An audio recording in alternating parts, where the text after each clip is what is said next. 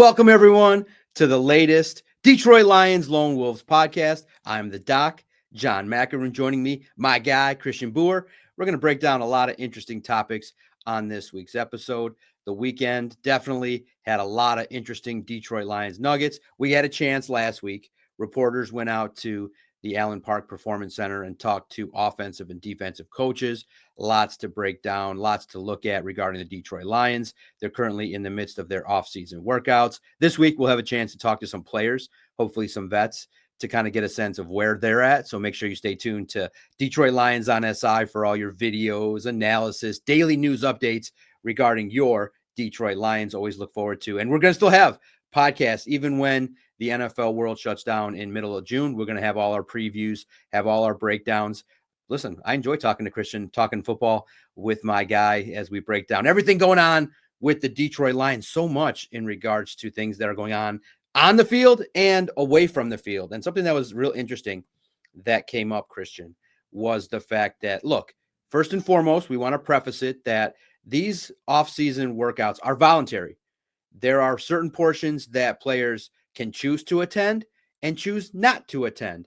But typically when we look at it, players that are veterans, they know how to work out. They know what their body needs. They've gone through it before. So Alex Anzalone missed offseason workouts in 2024 and now this year. But I thought that what was interesting was, and in speaking to the assistant coaches, Sean Dion Hamilton, the team's linebackers coach, was asked just basically, okay, a reporter pretty much understood. We know who's there and who's not there. And a question was asked pretty directly. Hey, Alex is not here at OTAs. What's your assessment? What's your thoughts on it? And Sean Dion Hamilton just took I got no comment, asked the coach that question. And right away, it kind of made us peek a little bit more into it. But look, you and I at Lions on SI, we're dialed in every single day. We had put that, look, Alex Anzalone's in the last year of his contract. That could put him as a potential trade candidate. So we've opened this subject quite a bit. We debated it. We've talked about it because players on their last year of their contract tend to be available for trades. Maybe we got a sense now too. It pretty much became clear when Alex Anzalone on his social media was talking about how teams treat players, showing his support for Trey Hendrickson, kind of indicating, during the season as well in the offseason, hey, the team has asked me to do so much in regards to my role as a linebacker. No linebackers asked to do all those things in coverage and all the things that he's tasked with being as part of the Detroit Lions linebacking core. He's a veteran. So that subject is brought up. It's pretty much now made clear. We all know. Now everybody knows that Alex Anzalone probably in the last year of his deal wants a new contract. What do you make of it? Just at the very forefront there. I don't think it's going to be a big distraction other than he's going to be asked about it. It's pretty clear based on his social media content that he's interested in hopefully maybe benefiting from, hey, I did the job. I was a player that since 2021 set the tone, set the culture, done everything that you've asked. The defense clearly looks different and not as good with me out of the lineup as it did with me in it. So I do think that, when we talk about it in a few minutes, his contract situation is something to be talked about. Yeah, I do. And he's in the last year of his contract, like you mentioned. And when you look at the value of his overall contract, which he signed prior to the 2023 season, he's underpaid right now. Like, he has been a massive part of the defense. He's a captain. There was a noticeable shift when he came back from his injury in Week 18 in that division, essentially the division clinching win over the Vikings. Just the energy that he brought to the defense. He played, I believe, almost, if not every single defensive snap. And that was, during the week, we didn't know if he was going to play. He comes back, he plays every single defensive snap or almost every snap. He's a huge part of their defense. And I think that he is well within his right to want to be compensated like that. Like, this is a really good team, and he's one of the best players on your defense. Like, I do think he's well within his right to request a new contract and request a raise. And I think that when you look at the fact that he's been a team captain for multiple years, a starter for multiple years, and he's been as productive as he's been, where he's had multiple 100 tackle seasons, had he not missed a large chunk of the 2024, or at least the second half of the season, probably could get close to that number again in 2024. And obviously, if he stays healthy with all he's asked to do, he's probably going to be right in that realm in 2025. So, yes, I think Alex Anzalone is deserving of a new contract. And we can go through some of the figures later. I've got a couple of interesting comparisons I think you might like as far as players who could have a similar contract as Alex Anzalone. Yeah, now that's a very intriguing debate to talk about in regards to the fact that he's a player north of 30 and you already invested a first round draft pick in a linebacker. So that's kind of a situation in which you realize, all right, are you going to have Jack Campbell and Alex Anzalone kind of be on the same team as well as Derek Barnes? That's where people are looking at it going, well, you kind of made the investment already. Maybe Jack Campbell represents the youth and the next phase of the Detroit Lions defense. So I can see both sides. To me, I look at it and I'm torn. I'm conflicted. I'm not sure how to answer the question because you see a player in Alex Anzalone that's a veteran leader that does everything that he's asked. He's a very good, solid football player, great in coverage, sure-handed, willing tackler, emotional leader, does everything that Dan Campbell would want. He's the emotional leader of that defense. His position coach is now the defensive coordinator. You would like to see that, that relationship continue beyond 2025. But at the same time, on the other side, you realize, okay, when Brad Holmes says we got bills due, there's Brian Branch, there's you just extended Kirby Joseph, and you're expected to give Aiden Hutchinson a massive contract. Amon-Ra's deal, Jared Goff's deal, Penei Sewell's deal. You have deals that you've given out already that are pretty massive. Are you going to give another $10 million to Alex Anzalone when you still got to pay Sam Laporta, Jahmyr Gibbs, and Jack Campbell down the road? I'm conflicted, but my honest answer is yeah. I think that the way in which the Lions have operated signals that a new deal should be made. Now, it doesn't have to be a long-term, doesn't have to be a 4-year deal. You can work in option years and do things like that to extend and lower the cap hit throughout 3-4 years. But in my humble opinion, I think that clearly what Alex Anzalone is looking for is more guaranteed dollars, probably another $10 million guaranteed, and maybe another year. So I think that, in my humble opinion, I think that by the time training camp starts, I would be a little bit surprised if we don't hear that Alex Anzalone is signed in 2025 and 2026 with a hefty amount of cash given to him guaranteed, but spread out over maybe a couple years in 27 and 28 to look at and reward a player that has been, look, you got to showcase that, hey, he's a veteran. How you treat your veterans is important. But at the same token, too, the Lions could say to Alex, look, it's a prove it deal. It's you signed 3 years. We gave you a contract, play out 2025. If you do it again and we get further in the postseason, then no doubt we can give you 2, maybe 3 years and even more money. Do you make Alex Anzalone prove what he's worth again in 2025, Christian? I think that you let him finish this year out, but I do think that you would ideally like to have a deal done before training camp or within the first couple of days, kind of like how they did the Taylor Decker deal, just because you don't want any of that drama being carried with you into the season as far as uncertainty. And like you said, they've always set that precedent of they take care of their guys. And Alex Anzalone, while the Lions didn't draft him, he was one of their first free agent signings when Brad Holmes and Dan Campbell took over. He's essentially, a Brad Holmes and Dan Campbell guy, even though he wasn't necessarily a draft pick of the team. He's somebody they brought in right away and who has been there for the duration of this ascent from being at the bottom of the division to now at the top. So I think that for Anzalone, there's an interesting way I think we can approach this here. So when you look at the overall payout structures for these linebackers, some of the guys who fit Anzalone's mold in terms of age and production, a couple of guys that come to mind, Foye Oluokun is one. Sorry if I mispronounced that last name. And then TJ Edwards as well. 2 veteran guys that have been brought up kind of in that similar mold. And Detroit Football Network had suggested these 2 guys as well. Or maybe a guy like, Ernest Jones is a little bit younger, but Logan Wilson makes $9 million a year. So I think that when you look at Anzalone and what he could potentially get, I think somewhere in that 9.5 to 10.5 style of range. You just paid Derek Barnes $8 million. Alex Anzalone was a mentor for Derek Barnes. And I get that there's a difference in age and experience and this, that, and the other, but I do think that Anzalone is warranted to make a little bit more than Derek Barnes. And so let's just hypothetically set the structure at around 2 years, $20 million, in which the first year that would be in 2026. I do think that the Lions have gotten creative with how they use void years. We just broke down Kirby Joseph's contract metrics. DJ Reed's contract has a bunch of void years built in. So I think you can spread out a little bit of that money while also getting him a portion of that guaranteed, which I'm sure is going to be a big deal. But another great thing about the 2-year option is the fact that it could line up perfectly with Jack Campbell's 5th-year option expiring.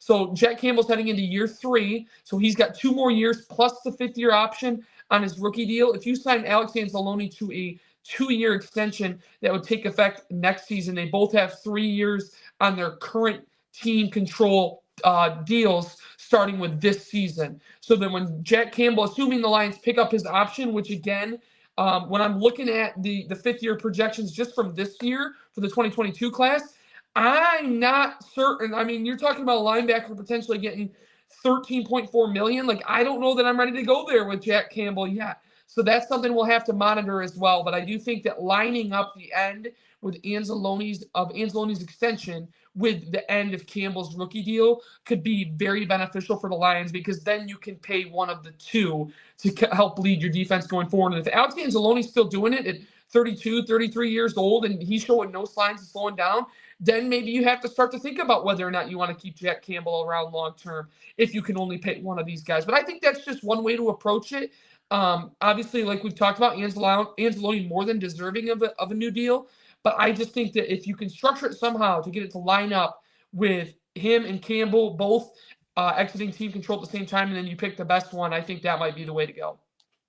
Is it too shrewd a move to move on and just say, hey, you played your 2025 season and then move on, draft another young linebacker similar to Jack Campbell? I know they're difficult to find, but is it too shrewd? Would the reverberating effects be too much to move on from a player that has showcased, hey, look, the Lions have paid basically everyone that has been a contributor? Is it too shrewd a business move to cut ties with Alex Anzalone after his contract? It's just one of those business side of football type things. I was in an interview and someone said they would be surprised if Alex got a new contract. And it just was difficult to kind of comprehend because the Lions have been so rewarding.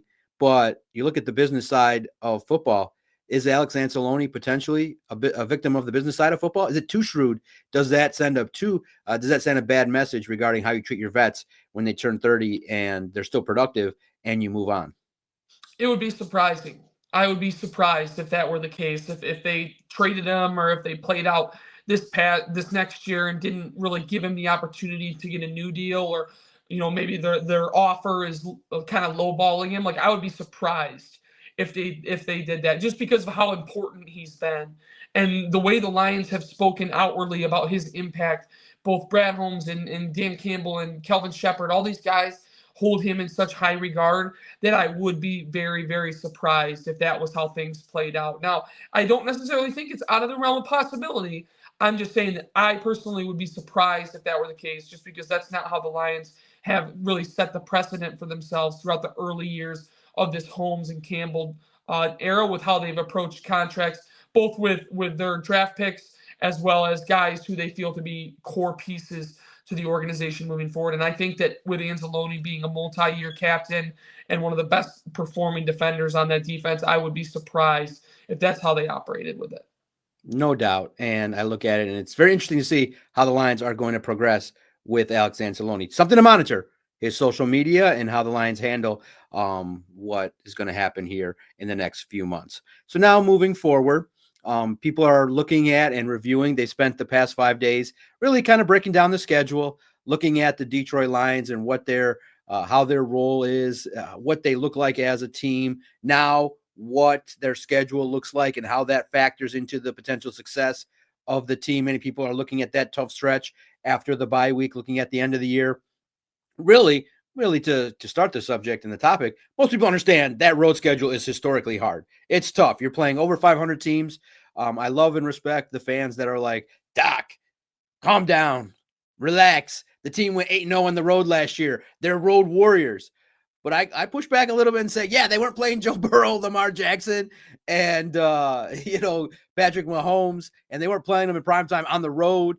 And so there's some things that make it so that you can be a little bit realistic here. That's why I have them at 11-6. I do see an uptick in losses, but the team's still playing well.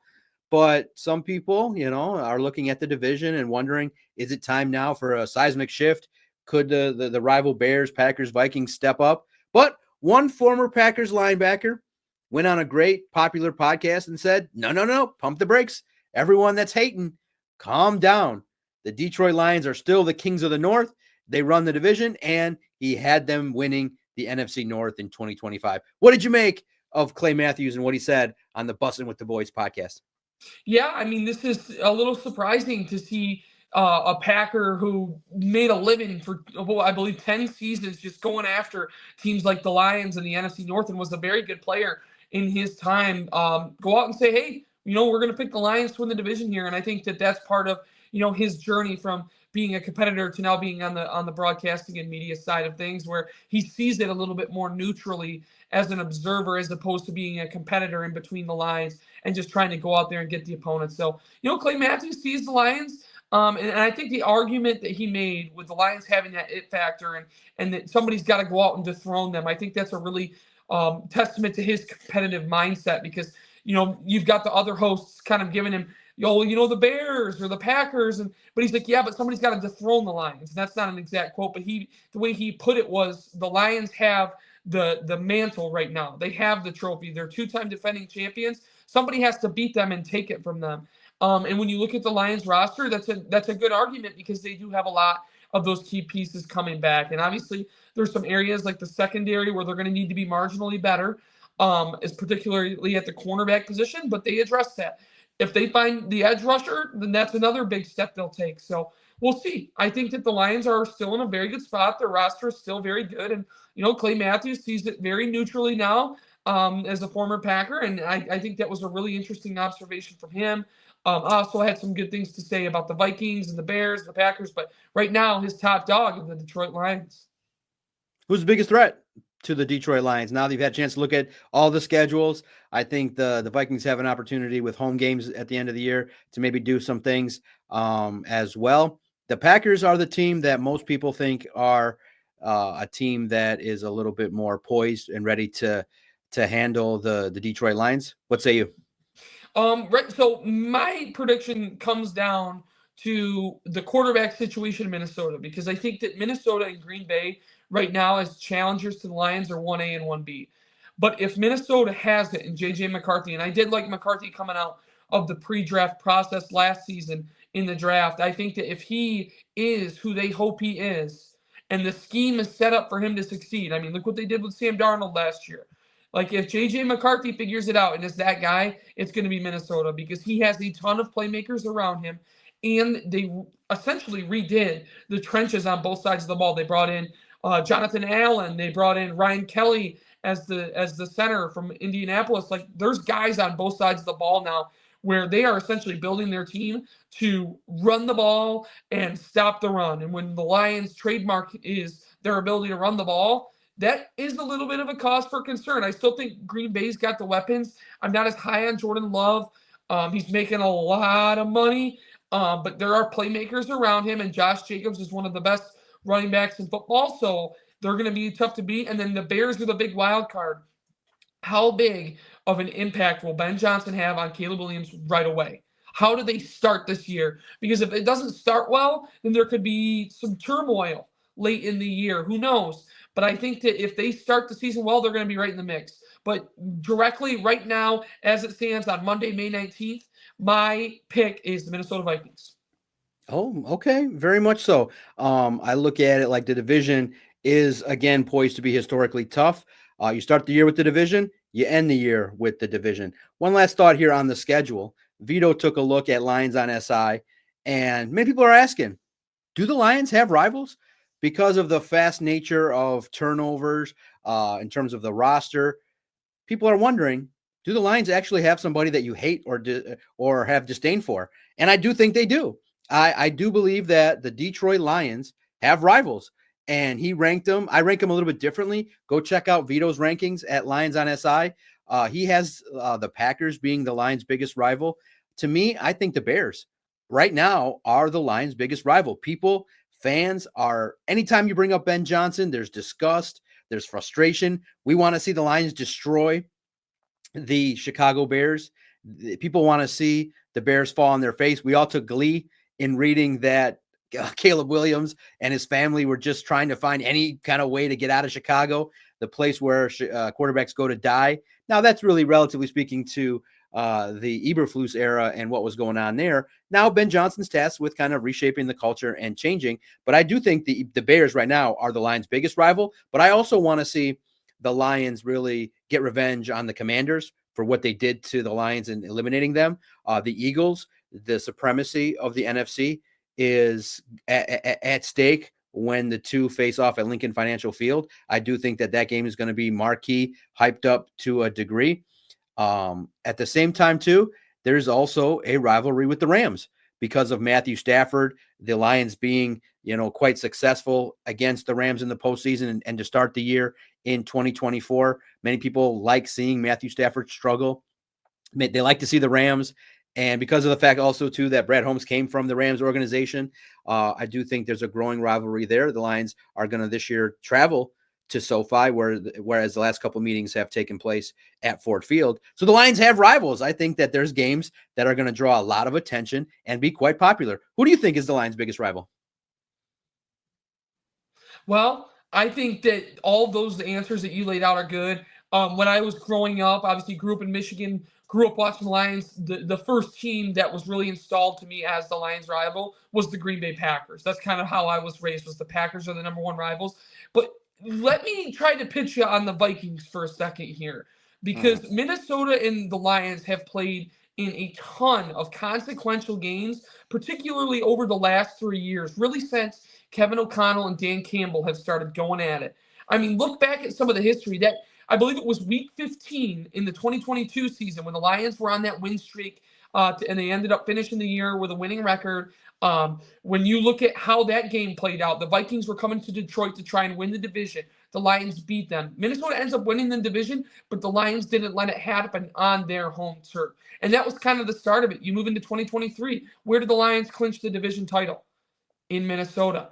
Where did they clinch the division title last season? At home against Minnesota in primetime with the black uniforms on, a dominant 31-9 performance.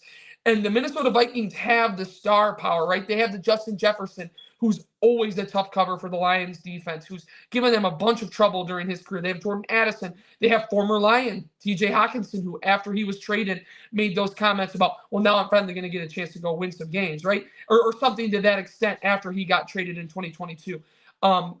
Now they've got the young rookie, or not the rookie, but the upstart newcomer quarterback as well. So that to me has all the signs of a budding rivalry. And now this year they're going to play in week 9 and they're going to play on Christmas in Minnesota. So they played a ton of consequential games over the last several years.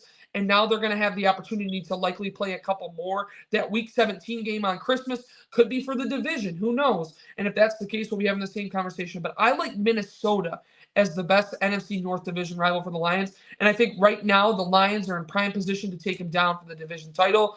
But who knows? That is going to be such an exciting battle down the stretch. I cannot wait. Okay. If you're a Vikings fan, look, Christian's giving you credit.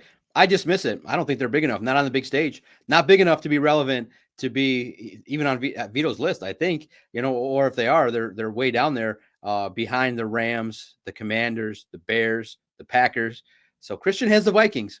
I disagree, but I do think that this year maybe some new rivalries could emerge. And maybe they could even start in the preseason. You look at it now, we now know when the schedule was released, we now are able to dissect as well the preseason, who the young starts, the undrafted free agents, some guys that are going to be battling to earn a spot on the roster, who they're going to have an opportunity to face. Clearly, the Lions are going to play 4 preseason games as opposed to 3. You're starting off with the Chargers. Then you go on the road to Atlanta. And I kind of joked that maybe if they have joint practices in Atlanta, maybe I'll go. We'll talk about that here in a few minutes. Then you go and you have a couple opportunities at home to also have joint practices. You have the Dolphins coming to town. I have friends in the Dolphins media that could come in and we could have a good time connecting and watching the Lions and the Dolphins. And then also the Texans will round it out. And typically, you look at it and you say, these 4 games are going to be opportunities for the likes of Hendon Hooker, probably Isaac TeSlaa, young players, some players that we've profiled as undrafted free agents. It's times for those guys, ranked 70th through 90th on the roster to kind of earn their keep, to see the development of Ahmed Hassanin, to see where he kind of develops throughout the preseason. Guys that are still raw and developing, the likes of Broderick Martin will have an opportunity. Giovanni Menu, I think, will be key to have opportunities in this preseason. What'd you make of the 4-game stretch there that they're going to play this year in 2025? Yeah, I mean, first and foremost, it's exciting to see that they're going to be in the Hall of Fame game, right? And that's a kind of a unique stage. And again, the problem with the preseason is a lot of your top guys probably aren't going to play in that game, or if you follow the Lions' track record, probably in all but maybe one of the games, right? You're going to see a lot of Hendon Hooker against particularly the Falcons, the Dolphins, and the Texans. We'll see what kind of lineup they roll out there for the Hall of Fame game. But I do think that the most intriguing matchup for me on that schedule is the Houston Texans, because I want to see if, number one, they can get those joint practices done. That will be probably the most competitive group of joint practices that we've seen since Dan Campbell took over and really made these an emphasis, because it's a playoff team from a year ago. It's a team that really was compared to the Lions a lot last year when they went on their trajectory after C.J. Stroud's rookie year. And I know that maybe last year was a disappointment from his statistical perspective, but there's still a lot to like about that Texans team. And so hopefully that's one of the joint practices. And then the Dolphins are exciting as well. And then the Falcons, Michael Penix kind of took over that starting role, but since he's only heading into year 2 and was really only the starter for the late stages last season, we could potentially see him take the field against the Lions in week 1 of the preseason. So a lot of different intriguing storylines with all these matchups. And, the preseason, you take it for what it is, but, there's still going to be some fun things to see. We'll see who emerges. Tom Kennedy will probably have 2 or 3 touchdowns, and we'll all enjoy that. So it's going to be exciting. Now, it's interesting because you did bring up the topic a little bit, so we'll discuss it. Dan Campbell said he's hoping for 2.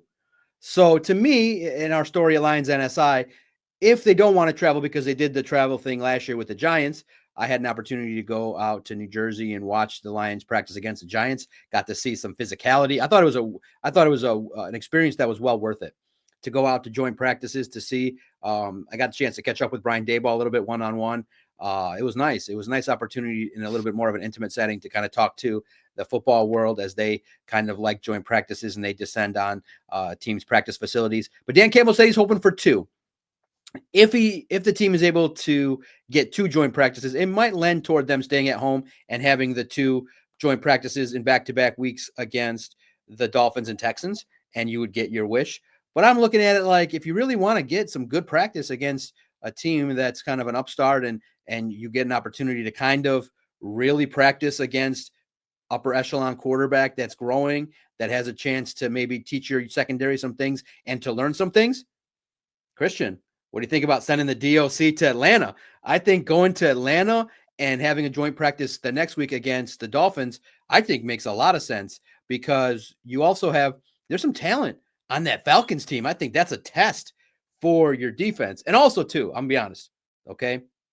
There's some things going on in Atlanta that everybody's telling me, hey, that's a scene the DOC should be in. You got to go check out the scene in Atlanta. I could go fit in, and they say, Doc, you fit in naturally. I'm like, me?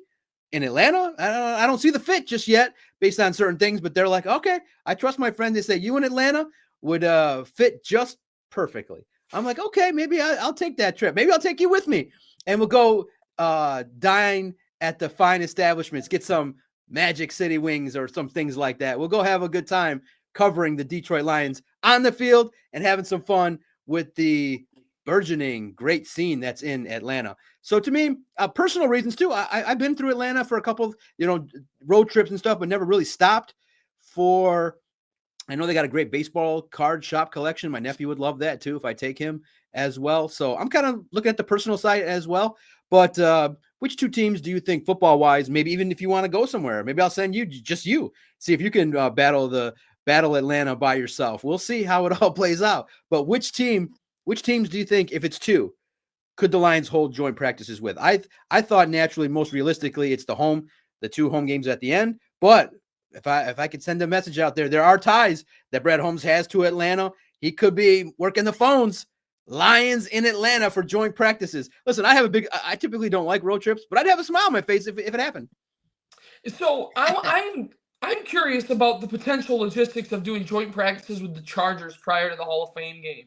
Maybe Los Angeles flies to Detroit and they do it at Allen Park, and then they all travel down to Canton together. I don't know. Just because the Chargers, can you imagine Jim Harbaugh and Dan Campbell, two of the purest football souls walking planet Earth today, squaring off in a joint practice setting where it's just practice, but both of them are going to be treating it like a game. So I think that would be incredible if that were to be logistically worked out. I think that'd be a lot of fun.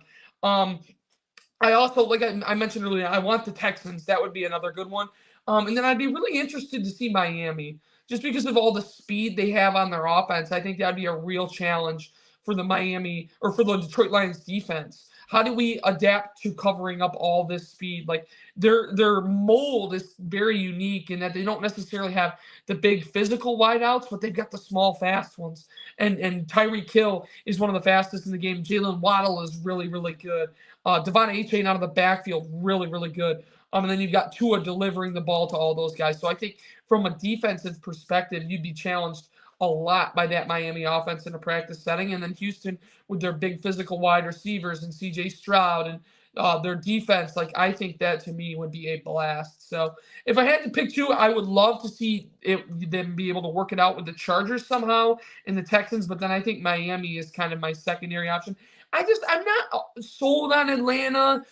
They do have Bijan Robinson and Drake London and guys of that nature. So it would be a challenging, and going on the road would make for a good test. But I think after they went on the road last year, you'd try to get those at home this year. All right. And looking at part of the reason why many people want to see the Detroit Lions on their schedule in prime time, schedule joint practices, is because of the fact the Detroit Lions feature a lot of young talent. And in PFF's top 25 under 25 list, they recently came out with 25 players under the age of 25, and they ranked them. And Penei Sewell ended up being, from the Detroit Lions, the number one player under the age of 25, and rightfully so. A great right tackle, emerging offensive lineman, really widely regarded as the best player at his position, growing leader. I think that's just a great list that was put out. And it also features 5 total Detroit Lions. And that's why when the draft concluded, my overall assessment was the future's bright for the Detroit Lions. I can see double-digit wins for the next several years. My concern with the team is just in 2025. As the hunger grows for championships, I'm not sure the team is built good enough yet to overcome all the obstacles to win a Super Bowl, but that's just overwhelmingly difficult. But the future's bright. We can't lose sight of the fact that the Detroit Lions' future is bright because of the plethora of draft picks that have been made and a solid list of players under the age of 25. There are 5 total Lions on the top 25 under 25 list compiled by Pro Football Focus, and they've got 3 in the top 10. In terms of Penei Sewell being the number one guy, the number one player under 25 years old from Pro Football Focus is Penei Sewell, who is quickly becoming one of the best tackles, regardless of position in football. Right side, left side, doesn't matter. Penei Sewell, one of the very best. Brian Branch, which was a little bit of a surprise to see Branch ranked ahead of the following members of the list. He was ranked 8th. Again, I think that's a testament to his versatility, his ability to adapt seamlessly to the safety position after playing the nickel cornerback role as a rookie. He's done an excellent job. If he just kind of keeps that fine number down, right, and keeps his head up, which it sounds like the Lions have a plan for fixing that, he's going to be a very good player, potential all-pro candidate. Jahmyr Gibbs could be an all-pro this year. Who knows? One of the most electric running backs in all of football. And then rounding out the list at 23 was Sam Laporta, the tight end, who maybe didn't have the caliber of year that some were expecting after a breakout rookie campaign, but was still very serviceable and solid, still one of the best young tight ends in the game. And then rounding out the list, Kirby Joseph ranked 25th. And they had a surprising reasoning for this. I was shocked when I saw him so far down the list, but they did make a good point. If his production this past year would have matched the previous 2 years, he would have been a little bit to a lot higher on that list. But because his rookie year was kind of a struggle from a tackling perspective, and he really just didn't develop in terms of, he was always a ball hawk, but some of the more fine details of playing the position he needed to continue to develop he was down that list at 25. So Lions well represented again, the under 25 crowd. Two of those guys already have very hefty new contracts, and I'm sure the other three will be in the mix here in another year. So we'll see how it all plays out. But the Lions, their core, very clearly still one of the favorites among many NFL pundits moving forward. No doubt about it. Now you said that, and we talked about at the start of the show, we had an opportunity last week to talk to 6 offensive assistants, 6 defensive assistants, and 2 coordinators, and as well as Dave Phipp. I believe it was 14 overall coaches you had an opportunity to hear from in regards to the draft picks, players on the roster. I focused on why the defense trusted Marcus Davenport. Also asked about Jared Goff, what the team felt about the veteran quarterback that's now entering his prime. I think the big news that I think a lot of people definitely gravitated toward was the offensive staff raving, John Morton raving about Jamison Williams. I think that was one of the biggest takeaways. Was many people say, okay, he's coming in. Jamison is coming in asking good questions, and he's poised for a breakout year. That was the biggest thing that I took away from the assistant coaches and what was said. Definitely got a sense of why the defense trusts Marcus Davenport. They really believe that he's a player that fits what the team is looking to do from that spot. And they openly said, we think that his biggest obstacle is staying healthy. And they're trying to put in measures and things done so that he can stay healthy for the year. So listening to the coaches acknowledge openly that, yeah, he does have to stay healthy and be available. And that was one of the first things new defensive line coach Casey Rogers talked to Marcus Davenport about. I thought that was very valuable and insightful, and things that we heard from the talks over those 2 days and those 2 weeks. What did you learn from the assistant coaches? What stuck out to you? The first thing that stood out to me was Tashard Choice's energy. I loved the energy he brought. A lot of different people have made the comparison. Is it going to be Deuce Staley versus Aaron Glenn 2.0 with him and Kelvin Shepard? They're just going to be going at it because both as former players, they have that energy, right? But more than that, it was really interesting to hear him kind of explain his coaching journey and the importance of relationships. And when you're inheriting a running back room that is as good as the Lions running back room is, he's going to have to meet that standard. And it sounds like he's got a very good plan in place. And so I'm excited to see how Jahmyr Gibbs, who played for him for a little bit at Georgia Tech, and David Montgomery and Sione Vaki and Craig Reynolds, how they develop under his leadership in year one. And I think that'll be a fun storyline to follow throughout training camp as well. I think on the defensive side of the ball, the coach that I really enjoyed listening to was Jim O'Neill, the safeties coach, because he provided some very unique analysis on the fact that, okay, we've got Kirby and we've got Brian Branch, and it sounds like Avonte Maddox might be first in line for that backup safety role. But there is a core group of young guys like Lawrence Strickland and Morris Norris and Dan Jackson and Ian Kennelly and guys of that nature who are all competing for 1, maybe 2 spots at the safety position. So he was very upfront about the competition that's going to happen at that position when training camp rolls around. So, man, that's going to be exciting as well. A lot of good, interesting tidbits. Hank Fraley talking about Gio Manu and other guys. And it was just so much fun to kind of get back into the swing of things. Again, listening to these different coaches give us updates on where they're at ahead of OTAs and training camp. No doubt. I thought it was very insightful. We're going to roll out a lot of the coverage as well over the next couple of weeks because there were so many topics, so much content that we're going to roll it out a little bit at a time over the course of the next few weeks. So make sure you look at it at Lions on SI. A lot of valuable insights were given by the assistant coaches and the coordinators. All right, one last thought here. It was very, very fun to kind of peek into an NFLPA rookie premiere event. It's always good to see the Detroit Lions represented, and Isaac TeSlaa was there. It was great to see him next to Shedeur Sanders. Now, okay, I did get a little bit online in regards to a post at Detroit Podcast. I think it was pretty clear that Shedeur was not talking about TeSlaa's aura. So it was satire, as we would say. But I thought it was fun to kind of look at all the talent that was there, the young players, the future of the NFL, and to see TeSlaa part of the rookie premiere event was great. You see, it's always good to see the Honolulu Blue represented. And look, in the end, that's what the fans were thinking. They were looking at it like, this guy has something to him. People are gravitating towards him. I do think that it starts with, Christian, the fact that he is a Lions fan. He wore a Lions uniform to an interview. He was destined to be a Lion, as the coaches said. Ray Agnew kind of indicated that this guy is destined to play for the Detroit Lions. And now and also too, when Brad Holmes, and I think too, it's always kind of a yin and yang balance. I do think the hype is maybe a little bit too high, but it's also warranted a little bit in regards to the fact Brad Holmes traded 3 third-round picks for this guy. So he must have something if Brad Holmes saw and was part of Cooper Kupp's development and saw the development of some great wide receivers with the Rams. If he targets and sees, hey, this guy's a willing blocker, we can develop him. He's a big, tall ex-receiver. We know that Brad Holmes loves his tall receivers, but he hasn't found the fruitfulness yet finding a homegrown guy. If that's the case, is it really wrong to kind of get all aboard the Isaac TeSlaa hype train? Is it too soon? Is it too much, too fast? Did Doc kind of put it out there a little too much with the word aura surrounding TeSlaa? I don't like that word per se, but I get the idea, because I think it should be safe for podcasters like myself who, when they show up, you just want to listen to what I have to say.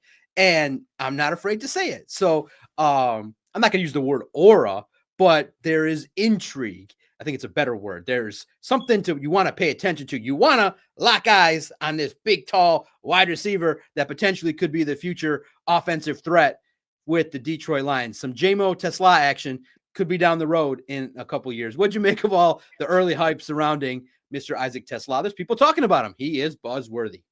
Oh yeah, absolutely. And I think that him going to the rookie premiere event really added to it, because if I'm not mistaken, he was the only Lions representative there.